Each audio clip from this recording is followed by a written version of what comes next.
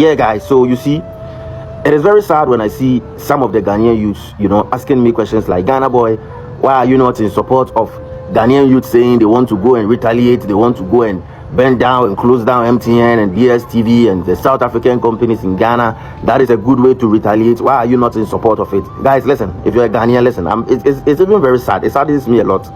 Those things that you want to go and do, it is not retaliation. I'm telling you here today, and you can even read the comment sections. South Africans will be the very first people to support you if you want to go and do that movement, and that movement is what you have to do to save Ghana. Listen to me very carefully. South Africans, the people you think going to do that is a retaliation to them, the people, they will support you 100% and tell you that that thing that you want to go and do, don't even talk about it too much. Go and do it if that is the way to save Ghana and to save the future of Ghana. Now, do you know why?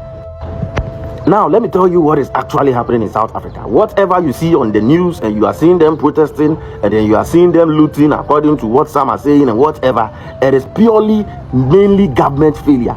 It is purely institution failure. The institutions which the citizens of the country have been crying to, they've been crying to their home affairs, they've been crying to their immigration, that there's been influx of illegal immigrants. It got to a point, they started getting confirmations that the same institutions they've been crying to are the same institutions that are conniving with these illegal immigrants, giving them illegal permits, giving them illegal status to be in the country. It has gone on and on and on and on. And then at the long run, at this point, the people are saying they've had enough and they've realized that at this point, the only option they have is for them, the people, to govern the country. If you think what is happening there cannot happen in Ghana, let me tell you something. You see, when you come to Ghana, the youth of Ghana have been going out there always protesting and crying that Galamsey is destroying our waters. We go and do peaceful protests, we come back home. Do you know the reason why, as we speak, you've not seen serious intense when it comes to the people of Ghana coming out in numbers to stop Galamsey? Because it hasn't affected them enough. I'm telling you here today, if you get to a point in Ghana and then the youth of Ghana will go and open their taps to bath, they see Galamsey water. The youth of Ghana will go and open their taps to drink water, they see dirty Galamsey water. I'm telling you, what is happening in South Africa is even small. You will see Ghanaian youth going to the bushes, grabbing the Chinese out of the bushes themselves and giving them serious punches. That is how life works. Take Nigeria for example. Do you think a time won't come where there will be a youth in Nigeria that will be so frustrated and tired when the kidnappings and the killings go on?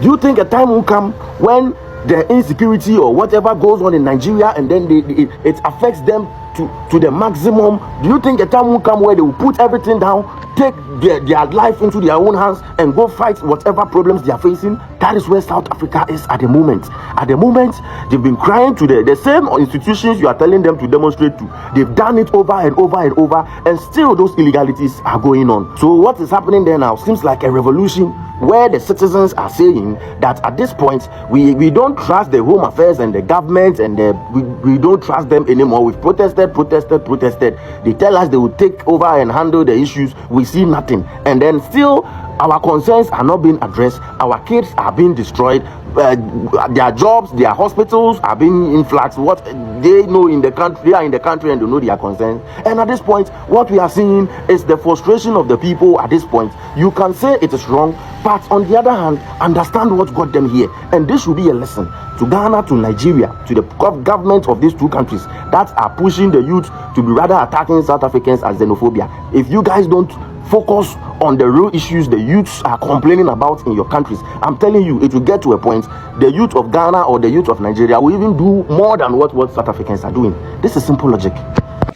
I know South Africans are very proud of their country and they're fighting so hard to live in their country. I'm very proud of you because I see it.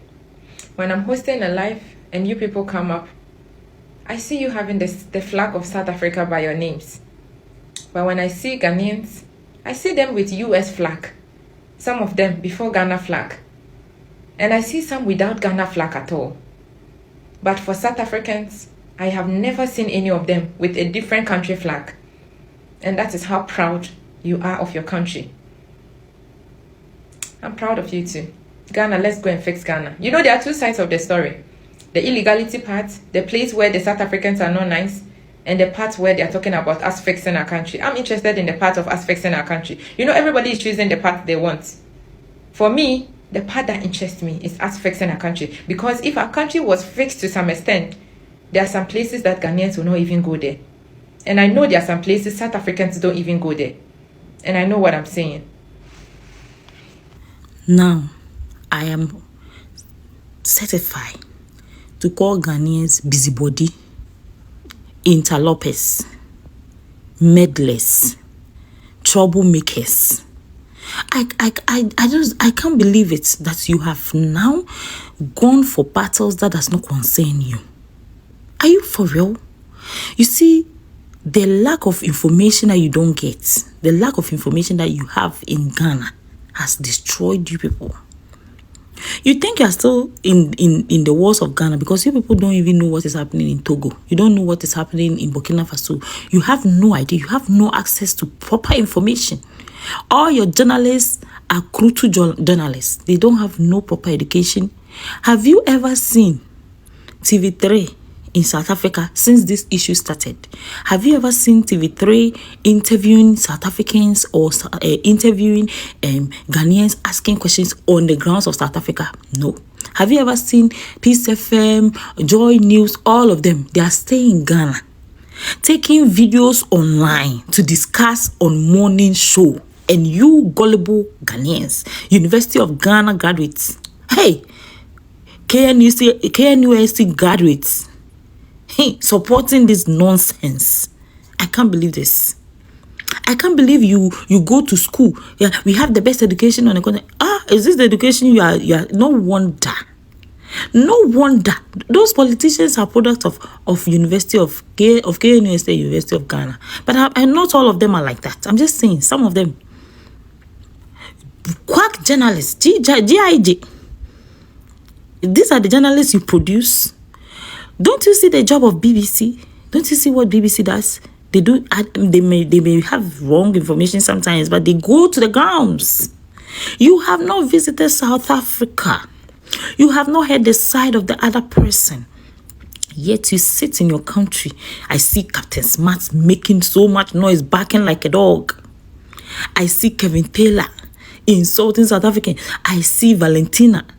All these people give information to Ghanaians, and Ghanaians are relying on this kind of information. You don't do your own information, and most of you Ghanaians don't ask questions. You can't ask questions. You don't even know how to ask questions. You have no idea how to ask questions, real questions. Because why do you tell me that this issue did not even, it doesn't concern you? How do you tell me that you have taken the battle and fighting blindly? And you see, one day somebody told me that some of you have low IQ. I don't want to believe it. Because at this juncture, what you people are portraying, I'm embarrassed to be a Ghanaian. I can't tell. I am so embarrassed. What is wrong with you people? What is this? Can you just keep quiet? These people said, go and fix your country. Go and fix your country. What is wrong with go and fix your country? What happened? And these people were talking about illegal Nigerians and what they were doing. So maybe some of you were also supporting Nigerians commit crimes in South Africa. That's why some of you are behaving the way you are behaving. Because I can't believe that you have the audacity and the infantry to do what you are doing at this point. You don't care about the peace in Ghana anymore. Now you don't care about your image anymore. All of a sudden, Ghanaians don't care about image. Hey!